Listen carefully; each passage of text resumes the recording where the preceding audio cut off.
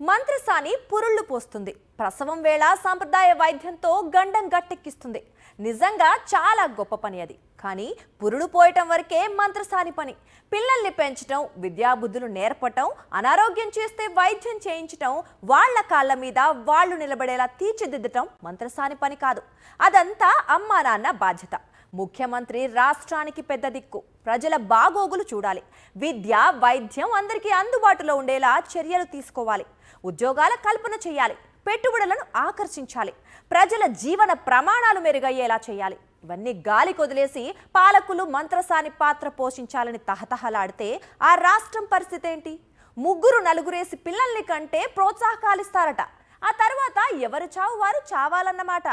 ఇప్పటికే అరాచక పాలనతో అల్లాడిపోతోన్న 5.5 కోట్ల మంది ప్రజలు ఈ దిక్కుమాలిన సలహా విని ఆగ్రహంతో ఊగిపోతున్నారు. దీనిపైనే ఇవాల్టి మ్యాగజైన్ స్టోరీ. ఆంధ్రప్రదేశ్ని అప్పుల్లో ముంచేస్తున్నారు. సంక్షేమం లేదు, అభివృద్ధి లేదు, సంస్కరణలు లేవు, పెట్టుబడులు రావటం లేదు, ఉద్యోగాల కల్పన లేదు. రాష్ట్రాన్ని చీకట్లోకి నెట్టేస్తున్నారు. ఇంతా చేసి ఏపీ వెలిగిపోవడానికి అధిరిపోయే సిద్ధాంతంతో ముందుకొచ్చారు విజనరీ చంద్రబాబు. ప్రజలు ఎక్కువ మంది పిల్లల్ని కంటే ఏపీ దశాదిశ మారిపోతుందట. పైగా ప్రోత్సాహకాలు కూడా ఇస్తారట. 3వ బిడ్డని కంటే 30,000 ఇస్తారట. 4వ బిడ్డని కంటే 40,000 ఇస్తారంట. ఆల్రెడీ ప్రభుత్వాసుపత్రులు భ్రష్టు పట్టించారు. ఆ 30,000, 40,000 ప్రైవేటు ఆసుపత్రుల్లో డెలివరీ ఖర్చులకు కూడా సరిపోవు. ఇక ఆ పిల్లల్ని పెంచడానికి తల్లిదండ్రులు నానా పాట్లు పడాలన్నమాట. సంపద సృష్టించడం చేతకాక చేతులెత్తేసిన చంద్రబాబు ప్రజలంతా పిల్లల్ని సృష్టించాలని ఉచిత సలహాలు ఇస్తున్నారు. ఇంత గొప్ప విజనరీ పాలనలో మగ్గిపోతోన్న 5.5 కోట్ల మంది ఏపీ ప్రజలను చూసి దేశ ప్రజలంతా జాలి పడుతున్నారు. మెంగ మెతుకు లేదు, మీసాలకు సంపెంగ నూనె అన్నట్లుగా తయారైంది ఆంధ్రప్రదేశ్ పాలకుల తీరు. ఒకవైపు అప్పులతో, అరాచక పాలనతో సంక్షేమానికి, అభివృద్ధికి ఏపీని దూరం చేసి పాలకులు మాత్రం కుంభకోణాల మేళాను పరుగులు పెట్టిస్తున్నారు. చంద్రబాబు అరాచక పాలనలో 5.5 కోట్ల మంది ఏపీ ప్రజలు జీవన ప్రమాణాలు పడిపోతున్నాయి. విద్య, వైద్యం కోటీశ్వరులకు మాత్రమే అన్నట్లుగా తయారైంది పరిస్థితి. సంక్షేమ పథకాలు లేవు, ఉద్యోగాల కల్పన లేదు, సంస్కరణల జాడలేదు. దిక్కుతోచని స్థితిలో ప్రజలు అల్లాడుతున్న వేళ కొత్త సిద్ధాంతంతో ప్రజల ముందుకొచ్చారు ముఖ్యమంత్రి చంద్రబాబు. తాను విజనరీనని దశాబ్దాలుగా ప్రచారం చేసుకుంటూ వచ్చిన ఆయన విజన్ జనాభా విషయంలో అట్టర్ ఫ్లాప్ అయింది. ఒకప్పుడు ఒక్క బిడ్డే చాలు, చిన్న కుటుంబం, చింతలేని కుటుంబం అంటూ ఓదరుగొట్టారు. ఇప్పుడు అందుకు పూర్తి భిన్నంగా ఎక్కువ మంది పిల్లల్ని కనమంటూ 3వ బిడ్డకు 30,000, 4వ బిడ్డకు 40,000 ఇస్తామంటూ గతానికి భిన్నంగా కొత్త రాగం అందుకోవటంపై సర్వత్రా అసంతృప్తి వ్యక్తమవుతోంది. రాజకీయ అవసరాలకు అనుగుణంగా ఇష్టానుసారం విధానాలు మార్చుకునే విధానాన్ని నెటిజన్లు ప్రశ్నిస్తున్నారు. ఇదంతా తన పాలనా వైఫల్యాల నుంచి ప్రజల దృష్టి మళ్లించేందుకు చంద్రబాబు చేస్తున్న ప్రయత్నమని విమర్శలు వెల్లువెత్తుతున్నాయి. జనాభా పెంచాలని కబుర్లు చెప్తున్న చంద్రబాబు తాను మాత్రం ఒక్క బిడ్డతోనే ఆగిపోయారు. ఆయన కుమారుడు కూడా ఒక బిడ్డనే కన్నారు. ఈ విషయంలో ఆయన ద్వంద్వ వైఖరి ఏమిటని ప్రజలు ప్రశ్నిస్తున్నారు. ప్రస్తుతం రాష్ట్రంలో దారుణమైన పరిస్థితులు నెలకొన్నాయి. నిత్యావసర వస్తువుల ధరలు ఆకాశాన్ని అంటుతున్నాయి. నిరుద్యోగం విపరీతంగా పెరిగింది. విద్య, వైద్య ఖర్చులు భరించలేని స్థాయికి చేరాయి. మధ్యతరగతి పేద కుటుంబాలు బ్రతకటానికి తీవ్రంగా పోరాడుతున్నారు. ఒక బిడ్డను పెంచటమే సామాన్య కుటుంబాలకు భారంగా మారింది. చిన్నపిల్లల స్కూల్ ఫీజులు 50,000 నుంచి 2 లక్షల వరకు ఉన్నాయి. ఇంజనీరింగ్ చదువు 6 లక్షల నుంచి 12 లక్షల వరకు వెళ్ళింది. మెడిసిన్ అయితే కోట్లు కావాలి. చదువు పూర్తయ్యాక ఉద్యోగం వస్తుందన్న గ్యారంటీ లేదు.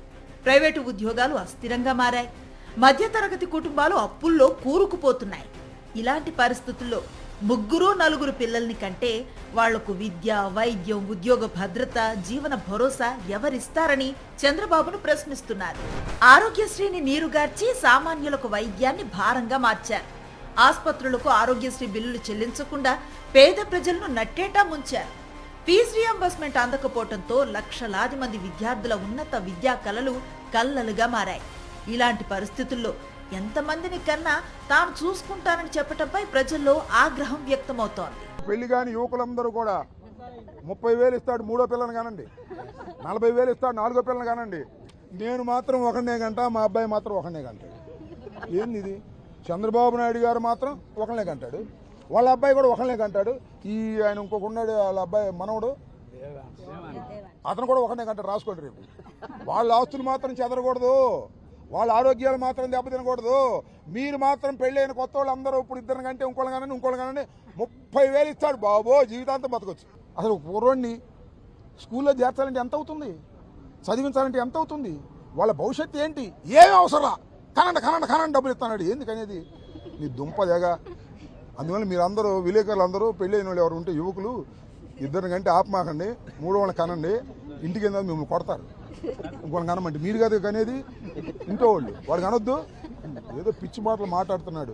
చంద్రబాబు పాలనలో రాష్ట్రం తీవ్ర ఆర్థిక సంక్షోభంలోకి వెళ్లిపోయింది. అప్పులు పెరిగిపోతున్నాయి. బిల్లులు చెల్లించలేని పరిస్థితి నెలకొంది. ఉద్యోగులకు 1వ తేదీన జీతాలు ఇవ్వలేని చంద్రబాబు రాజకీయ ప్రయోజనాల కోసం ఇలాంటి ప్రకటనలు చేస్తూ పబ్బం గడుపుకుంటున్నారనే విమర్శలు వినిపిస్తున్నాయి. గతంలో కుటుంబ నియంత్రణ మంచిదని చెప్పి ఇప్పుడు ఎక్కువ మంది పిల్లలు కనకపోతే ప్రమాదమని చెప్తున్న చంద్రబాబు భవిష్యత్తులో ఇంకేం చెప్తారోనన్న సెటైర్లు సోషల్ మీడియాలో హల్చల్ చేస్తున్నాయి. మరోవైపు చంద్రబాబు జనాభా సిద్ధాంతాన్ని వైద్యులు కూడా తీవ్రంగా తప్పుపడుతున్నారు. 2 పిల్లల్ని కనాలా, 3 పిల్లల్ని కనాలా అన్నది తల్లిదండ్రుల ఆర్థిక స్థితి మీద, ఆరోగ్యం మీద ఆధారపడి ఉంటుంది తప్ప ప్రభుత్వం ఇచ్చే 30,000, 40,000 మీద ఆధారపడి ఉండకూడదని తేల్చి చెప్తున్నారు.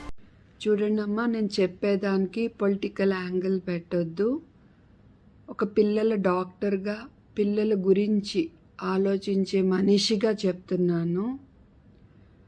మీరు 3వ బిడ్డకి 30,000, 4వ బిడ్డకి 40,000 అని పిల్లల్ని కనే ముందు ఆ బిడ్డకి నేను సరైన ఆహారం ఇవ్వగలనా, మంచి హెల్త్ కేర్ ఇవ్వగలనా, వాళ్ళకి కనీసం ఇంట్లో తిరగగలిగే అంత ఇల్లు నాకుందా, నేను వాళ్ళని బాగా చదివించుకోగలనా, ఈ 30,000 ఎన్ని రోజుల్లో అయిపోతాయి. ఆ తర్వాత వాళ్ళని నేను మంచిగా పెంచుకోగలనా, వాళ్ళని పెంచే ఓపిక నాకుందా, ఇవన్నీ ఆలోచించి నిర్ణయం తీసుకోండి. అంతేకాని 30,000కి 40,000కి ఆశపడి పిల్లల్ని కనొద్దు ప్లీజ్. చంద్రబాబు నిర్ణయంపై కాంగ్రెస్ ఎంపీ రేణుకా చౌదరి ఆగ్రహాన్ని వ్యక్తం చేశారు. పిల్లలు పుట్టిన తర్వాత సంగతి ఏంటని ప్రశ్నించారు. ఆ పిల్లలకు 20 ఏళ్లు వచ్చేసరికి ప్రభుత్వం ఉద్యోగ హామీ ఇస్తుందా అని ప్రశ్నించారు. పిల్లల ఆహారం, మందులు, పెంపకం ఖర్చులను చంద్రబాబు ప్రభుత్వం చూసుకుంటుందా అని ప్రశ్నించారు. చంద్రబాబు ప్రకటించిన ఈ ఆఫర్ ప్రమాదకరంగా ఉందన్నారు మరో ఎంపీ కార్తి చిదంబరం. ఇలాంటి తప్పుదారి పట్టించే విధానాలకు పోకుండా పాఠశాలలు, పోషకాహారంపై దృష్టి పెట్టాలన్నారు. ఇక ప్రొఫెసర్ ఘంటా చక్రపాణి చంద్రబాబు విధానాన్ని తీవ్రంగా విమర్శించారు. తనకు తాను దార్శనికుడిగా చెప్పుకునే చంద్రబాబు ఆర్థిక సంక్షోభాన్ని పట్టించుకోకుండా పిల్లల్ని కనమని చెప్పటంలో విజనరీ ఏముందని ప్రశ్నించారు. చంద్రబాబు ఆఫర్ మహిళల బతుకులను మరింత దయనీయంగా మార్చేస్తుందని అభిప్రాయపడ్డారు వైద్యులు పివి రమేష్. పిల్లల్ని కనే హక్కు మహిళకు ఉండాలని, ఇలాంటి పథకాల వల్ల మహిళల ఆరోగ్యం దెబ్బతింటుందన్నారు. వైద్యం, ఉద్యోగం, విద్య లాంటి అసలైన సమస్యలపై లీడర్స్ ముందుగా దృష్టి పెట్టాలని సూచించారు. చంద్రబాబు పథకం వల్ల రాష్ట్ర జనాభా పెరిగి నిరుద్యోగ సమస్య మరింత తీవ్రమవుతుందని కేంద్ర మంత్రి రామ్దాస్ అథవాలే అభిప్రాయపడ్డారు. అరాచక పాలన, తిరుమల లడ్డు మీద కుట్రలతో జాతీయ స్థాయిలో ఏపీ పరువు తీసిన చంద్రబాబు తన కొత్త జనాభా సిద్ధాంతంతో మరోసారి జాతీయ స్థాయిలో ఆంధ్రప్రదేశ్ పరువు తీసేస్తున్నారు. చివరకు చంద్రబాబు ఏ ఎన్డీఏలో అయితే భాగస్వామిగా ఉన్నారో అదే కేంద్ర ప్రభుత్వంలో మంత్రుల నుంచి ప్రతిపక్ష నేతల దాకా అందరూ చంద్రబాబు వైఖరిని తీవ్రంగా ఖండిస్తున్నారు. ప్రజల జీవన ప్రమాణాలు పెంచడం మీద దృష్టి పెట్టకుండా, ఉద్యోగాల కల్పన మీద ఫోకస్ పెట్టకుండా రాష్ట్రాన్ని అప్పుల్లో ముంచేస్తూ ఎక్కువ పిల్లల్ని కనాలన్న దిక్కుమాలిన సలహాలు ఇస్తున్న చంద్రబాబు తీరుని దేశం మొత్తం ఖండిస్తోంది. నిరుద్యోగ భృతి నిల్, ఆడబిడ్డ నిధిని అటకెక్కించేశారు. ఎన్నికలకు ముందు అన్నదాత సుఖీభవ అంటూ నటించారు. గెలిచాక అన్నదాత దుఃఖీభవ అంటూ అసలు స్వరూపం ప్రదర్శిస్తున్నారు.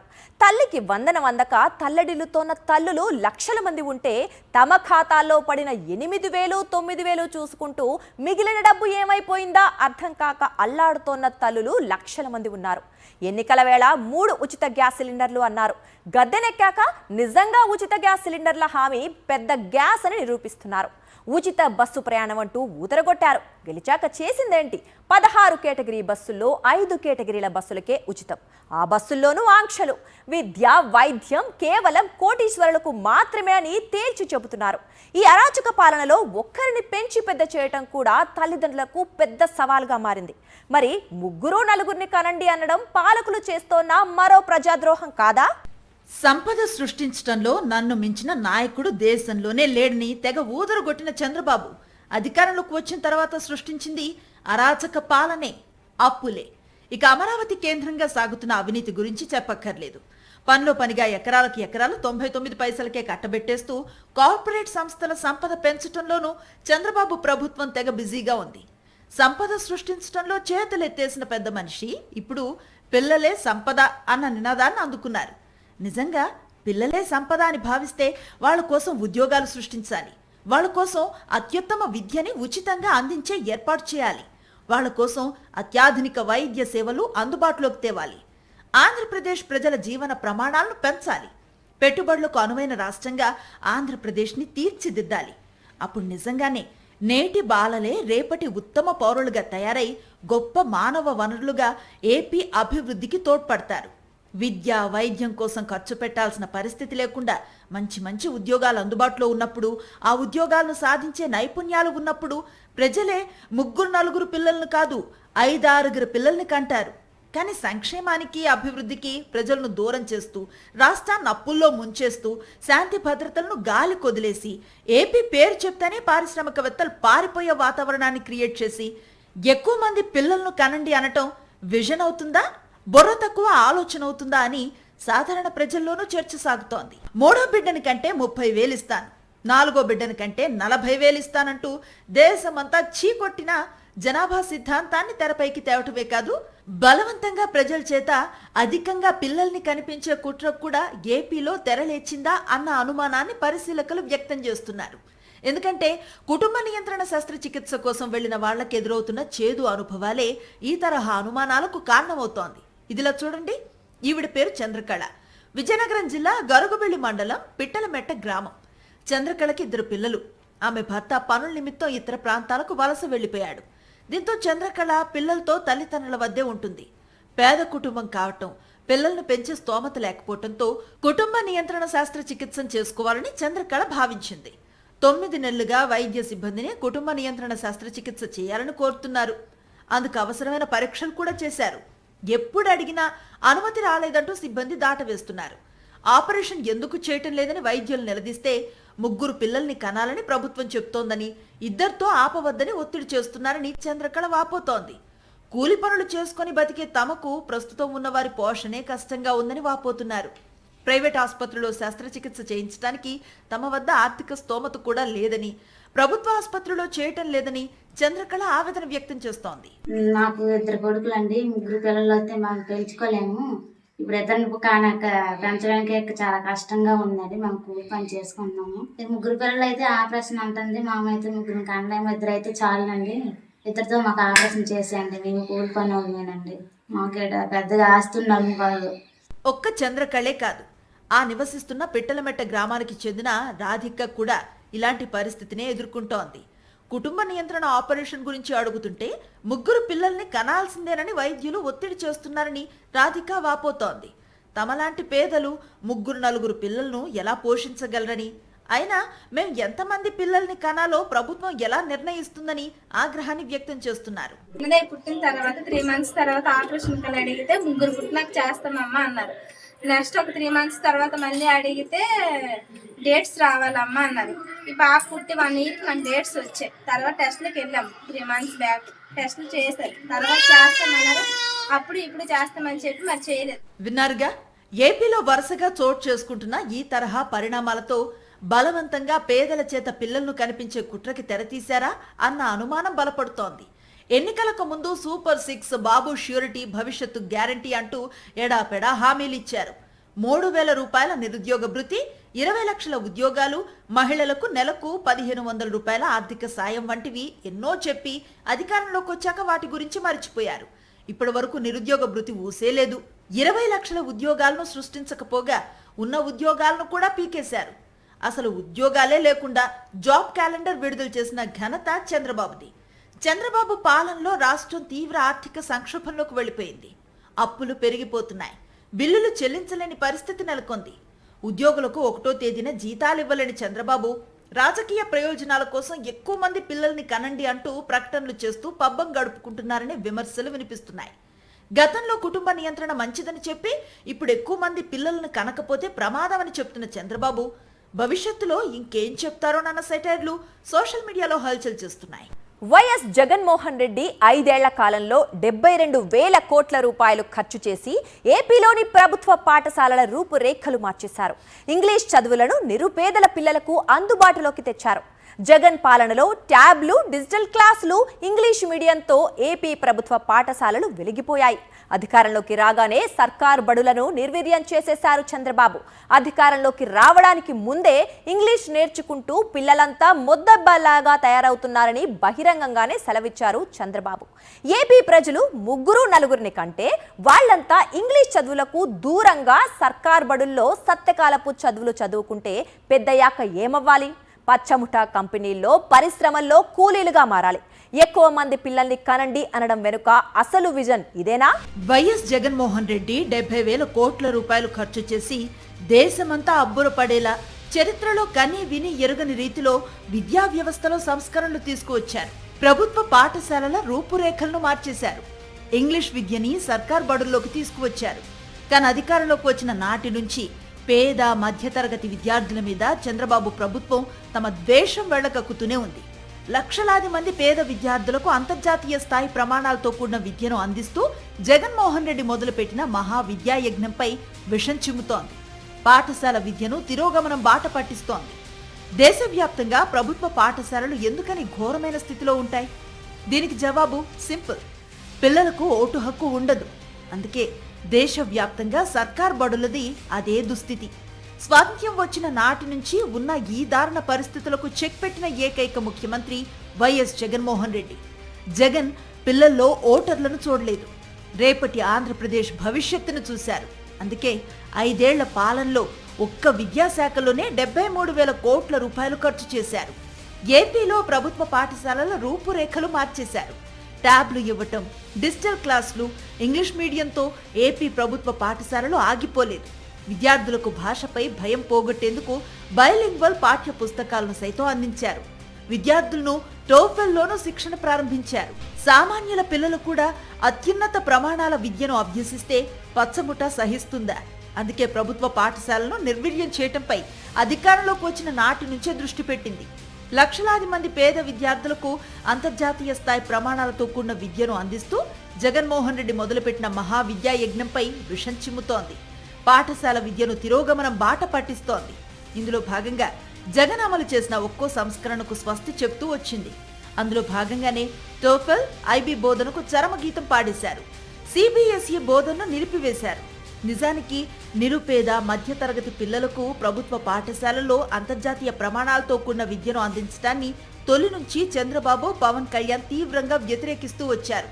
తమ పిల్లలు, ధనవంతుల పిల్లలు మాత్రమే ఇంగ్లీష్ చదువులు చదువుకోవాలన్న తమ ఆకాంక్షని దాచుకోవటానికి కూడా వాళ్ళేమీ వెనకాడలేదు. ఇంగ్లీష్ మీడియంలో చదువుకుంటే పిల్లలు మొద్దబ్బాయిల్లాగా తయారవుతారని గతంలోనే సెలవిచ్చిన గొప్ప విజనరీ చంద్రబాబు. ఇప్పుడు నేను చెప్పేది ఏంటంటే మీకు నాడు నేడు అన్నాడు, నేను ఇంగ్లీష్ నేర్పిస్తా అన్నాడు. ఇంగ్లీష్ అని కొండ నాలుగు మందేస్తే ఉండ నాలుగు పోయింది. ఇప్పుడు అదే పోయింది. దీనివల్ల ఏమవుతుంది? రేపు మన పిల్లలంతా కూడా ముద్దబ్బాయిలుగా తయారవుతారు. విన్నారుగా, ఇలాంటి భావజాలం ఉన్న నాయకుడు ముఖ్యమంత్రి అయితే ఏమవుతుంది? ఇప్పుడు ఏపీలో అదే మొదలైంది. సర్కార్ బడులు పూర్తిగా నిర్వీర్యం చేసేస్తున్నారు. మరి చంద్రబాబు చెప్తున్నట్లు ఏపీ ప్రజలు 3-4 పిల్లల్ని కన్నారే అనుకుందాం. అప్పుడేం జరుగుతుంది? ఒకరిద్దరు పిల్లలను ప్రైవేట్ స్కూల్స్ లో చదివించడానికి ఆస్తులు అమ్ముకోవాల్సిన దుస్థితి ప్రస్తుతం నెలకొంది. ప్రభుత్వ పాఠశాలను నిర్వీర్యం చేసి పారేస్తున్నారు. దీంతో పిల్లలు ఆధునిక విద్యకి నోచుకోకుండా సత్యకాలపు చదువులతో పెరిగి పెద్దయితే వాళ్లంతా ఏం చెయ్యాలి? పచ్చముఠా కంపెనీల్లో, పరిశ్రమల్లో కూలీలుగా మారాలి. లేకపోతే పొట్ట చేత పట్టుకుని వలసలు పోవాలి. అంతే కదా. జగన్మోహన్ రెడ్డి తీసుకువచ్చిన సంస్కరణలను తొంగలో తొక్కేశారు. ప్రభుత్వ మెడికల్ కాలేజీలను ప్రైవేటీకరణ చేయడానికి కుట్రలు పన్నుతున్నారు. విద్య, వైద్యం కోటీశ్వరులకు మాత్రమే అని నిస్సిగ్గుగా చెప్తున్నారు. ఇలాంటి దారుణ స్థితిలో ప్రజలు ఎక్కువ మంది పిల్లల్ని కనాలని పిలుపు ఇవ్వటం అంటే ఓ రకంగా ప్రజల నిస్సహాయ స్థితిని ఎగతాళి చేయటమే. ఇది ఇవాల్టి మ్యాగజైన్ స్టోరీ. మరో ఇంట్రెస్టింగ్ టాపిక్ తో మళ్ళీ కలుద్దాం. అంతవరకు స్టే ట్యూన్ టు సాక్షి.